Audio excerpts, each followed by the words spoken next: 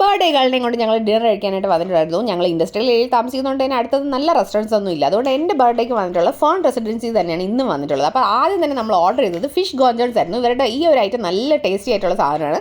അതിൻ്റെ കൂടെ നമുക്ക് കോംപ്ലിമെൻ്ററി ആയിട്ട് ഫ്രഞ്ച് ഫ്രൈസും വന്നിട്ടുണ്ടായിരുന്നു. പിന്നെ വന്നത് അപ്പൂന് ഓർഡർ ചെയ്തിട്ടുണ്ടായിരുന്നത് ഫാർമർ വെജി പിസയാണ്. 340 റുപ്പീസിൻ്റെ ഒരു പിസ നമുക്ക് നല്ല വർത്തായിട്ട് തോന്നി. അത്യാവശ്യം നല്ല ക്വാണ്ടിറ്റി ഉണ്ടായിരുന്നു. പിന്നെ വന്നിട്ട് ഈ ഐറ്റം എന്ന് പറഞ്ഞാൽ ഫിഷ് മാൻഡറിനാണ്. നല്ല സോസൊക്കെ വെച്ചിട്ട് നല്ല ടേസ്റ്റി ആയിരുന്നു.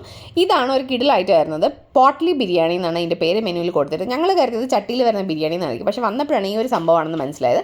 ഇത് വന്നിട്ട് നമ്മൾ പൂരി പോലെ പരത്തിയെടുത്ത ശേഷം ഉള്ളിൽ ചീസ് തേച്ചിട്ട് ബിരിയാണി റൈസ് അതിനകത്ത് ഫില്ല് ചെയ്തിട്ട് എണ്ണയിൽ ഫ്രൈ ചെയ്തെടുക്കുന്ന ഒരു ഐറ്റമാണ്.